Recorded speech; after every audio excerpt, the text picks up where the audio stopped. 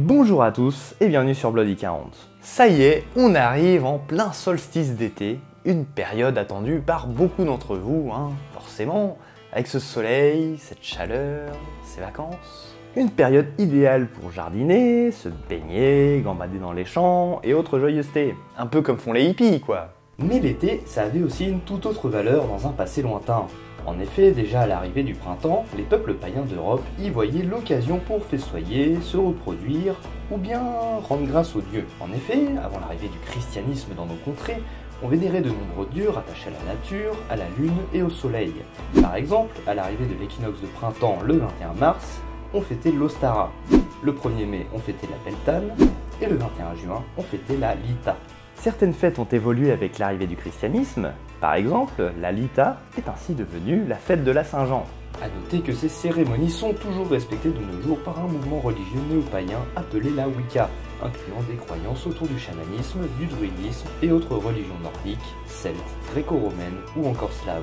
Et c'est durant la Beltane, le 1er mai donc, qu'une rupture a lieu entre la saison sombre, l'automne et l'hiver, et la saison claire où peuvent être prises des activités plus tranquilles comme la chasse, la guerre ou les conquêtes. Et pour fêter ça, quoi de mieux qu'une bonne grosse orgie autour d'un gigantesque bûcher? Car cette cérémonie est avant tout une manière de rendre grâce aux dieux avec des offrandes, un peu comme dans le film dont nous allons parler aujourd'hui.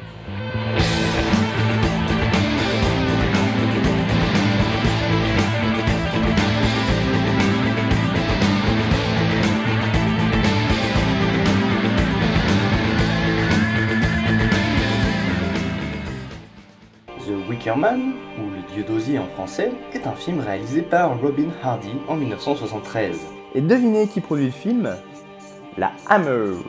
J'espère que tout le monde connaît la Hammer. Il s'agit bien entendu de la fameuse firme de production So British, reconnue pour ses chefs-d'œuvre de l'horreur mettant en scène Dracula, celui avec Christopher Lee, mais aussi la momie, Frankenstein, Dr. Jekyll et Mr. Hyde. Vous savez là, tous ces personnages que les studios Universal tentent de nous vendre dans leurs films à univers étendu complètement foirés.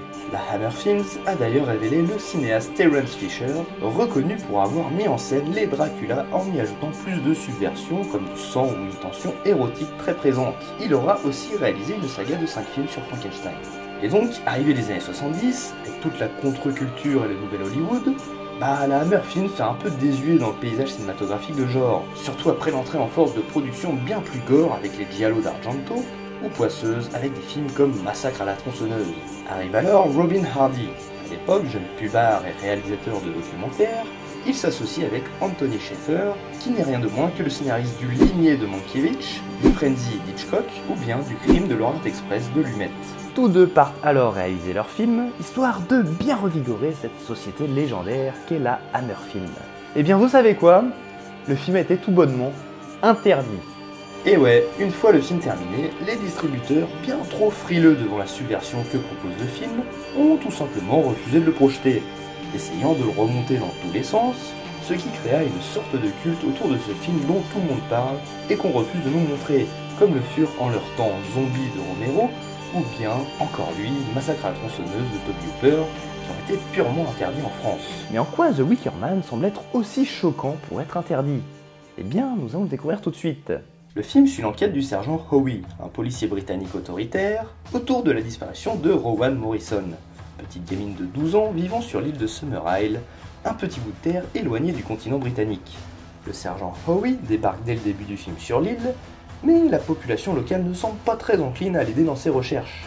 En effet, à peine est-il arrivé et qu'il montre la photo de Rowan aux gens, que ces derniers lui répondent qu'ils ne la connaissent pas, et que ce n'est même pas la fille de Madame Morrison. Howie va donc se rendre chez la mère pour en avoir le cœur net, mais cette dernière lui confirme qu'elle n'est pas sa fille, et qu'elle ne la connaît pas.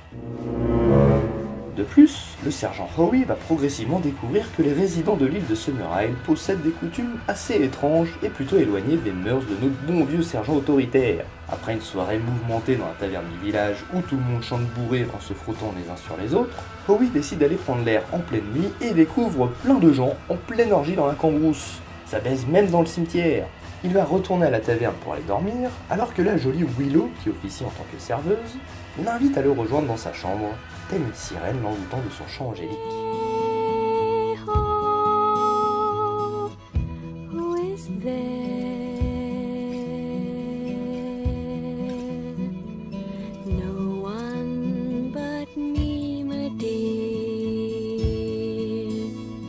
Mais Howie est autant un sergent de police sérieux et investi qu'un époux fidèle et chrétien accompli. Il va continuellement refuser toutes ses avances, tout en découvrant, au fur et à mesure de son séjour, que la disparition de Rowan n'est pas accidentelle. En effet, outre le fait que la population de Summer Isle soit peu coopérative envers le sergent Howie, il va découvrir que l'île possède des coutumes héritées des anciennes religions païennes, où le sexe et la nature sont au centre de toute chose. Il va ainsi découvrir qu'on explique la symbolique du sacro-saint phallus dans une classe de jeunes filles, et que les petits garçons célèbrent eux-mêmes ce dernier sous l'apparence d'un grand mât, autour duquel il remue des rubans accrochés à son sommet. Il s'agit d'ailleurs du fameux mât de mai, une tradition qui a beaucoup évolué et qui est toujours pratiquée dans de nombreuses régions d'Europe. Mais là où, selon Howie, ça va trop loin, c'est qu'il s'éloigne toujours plus de tous ces concepts judéo-chrétiens si chers à sa petite personne. Il n'y a qu'à voir à quoi ressemble leur cimetière, où on fait pousser des arbres sur les cadavres avant d'y accrocher le cordon ombilical du défunt. Le sergent Howie va alors commencer à se douter qu'une conspiration se trame autour de lui, et que Rowan, bien que considérée comme morte, semble en réalité être la future victime d'un terrifiant sacrifice humain. Howie va se rendre chez Lord Summerisle, le leader de cette communauté, incarné par un Christopher Lee ultra charismatique, afin de comprendre les tenants et aboutissants de leur étrange religion, avant de s'introduire discrètement dans le cortège lors de la fameuse cérémonie du 1er mai, censée rendre grâce aux dieux afin d'améliorer le rendement de leur culture. Ok, raconté comme ça paraît plutôt étrange que le film ait autant défrayé la chronique à l'époque, surtout comparé à d'autres films trauma des années 70. Et pourtant, il est d'abord important de se repositionner dans le contexte de l'époque. En effet, les années 70 ont vu une vague de transgressions apparaître suite au traumatisme du Vietnam aux États-Unis, mais également à cause d'un soulèvement massif de la population contre la morale étroite de la société de l'époque, qui ont dès lors vu venir un mouvement hippie ultra contestataire fait d'artistes subversifs, de musiciens endiablés et autres cinéastes enfumés. La Grande-Bretagne ainsi connu sa période sex, drugs and rock and roll, avec l'arrivée du punk, des premiers groupes de hard rock et heavy metal comme Black Sabbath, Led Zeppelin ou Deep Purple. Mais arrivé au milieu des années 70, ce mouvement s'épuise déjà. Imagine que protester en fumant des pétards sur la pelouse ne permette pas vraiment à la société d'aller de l'avant. Arrive donc The Wicker Man, présentant une communauté hippie vivant en totale marginalité. De base, le film est difficilement catégorisable. Tour à tour film policier, film à mystère, film fantastique, voire film d'horreur, le résultat est constamment surprenant, surtout lorsque ça part dans des élans de comédie musicale assez inattendus. Il ne faut pas non plus oublier qu'il s'agit d'un film de la Hammer, et il est donc radicalement opposé au code de la maison. Là où dans les productions Hammer Films, le récit se passe entièrement de nuit, dans de gigantesques châteaux gothiques menaçants, The Wicker Man se passe essentiellement de jour, dans un lieu bucolique particulièrement apaisant.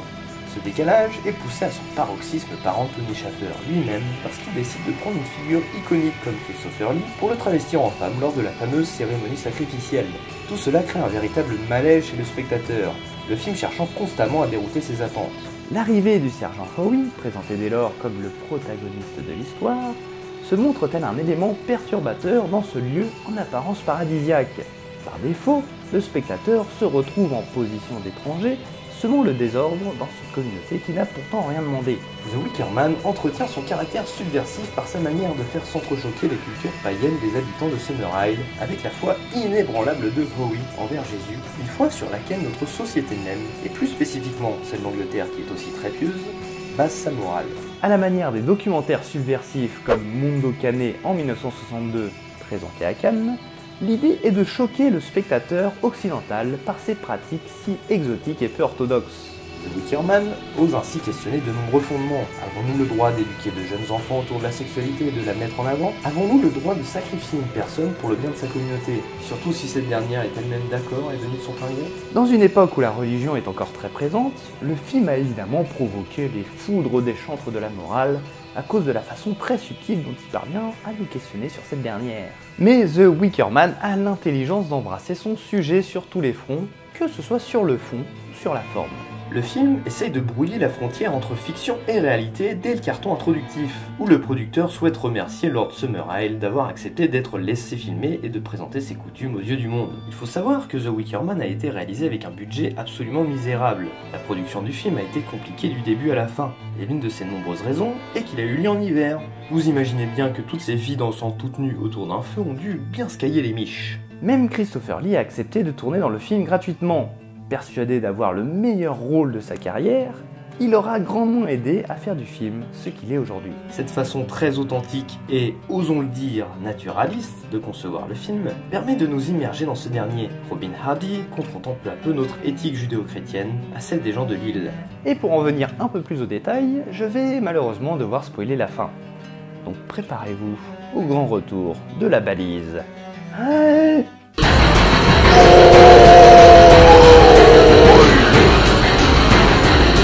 Car oui, à la fin du film, alors que Howie, convaincu que la petite Rowan est toujours en vie, tente de la sauver du sacrifice qui l'attend pour la grande fête du 1er mai.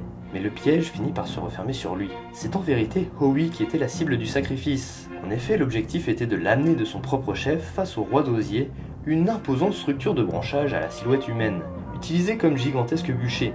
La petite Rowan est évidemment bien en vie et l'a également attiré dans ce traquenard. Howie se fait donc emprisonner dans le roi d'osier avant que la communauté n'y mette le feu et se mette à chanter et danser gaiement pendant que le cadavre de notre sergent brûle vif, hurlant de douleur, la tête du roi d'osier finissant par s'effondrer, dévoilant ainsi le soleil couchant comme une confirmation que leurs louanges ont été entendues et que ce sacrifice n'a pas été vain.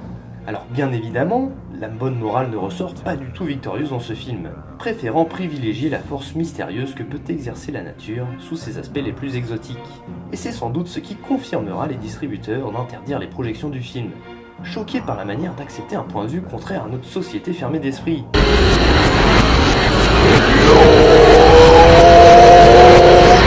The Wicker Man met alors en PLS toutes les pires crasseries se prétendant subversives, juste parce qu'il y a du déballage de tripaille pendant 90 minutes. Il est d'ailleurs assez amusant de mentionner le remake, sorti en 2006, et qui n'a visiblement rien compris au caractère si particulier de l'œuvre originale, écrit et réalisé par Neil LaBute, avec dans le rôle principal, notre incroyable Nicolas Cage. Et je peux vous dire que là, on a affaire à un véritable nanar de compète. Imaginez donc, un film aussi subversif que The Wicker Man, remaké façon serpillière des studios. Un film expurgé de tout ce qui le rend dérangeant, ne gardant qu'un vernis horrifique tout bonnement inoffensif.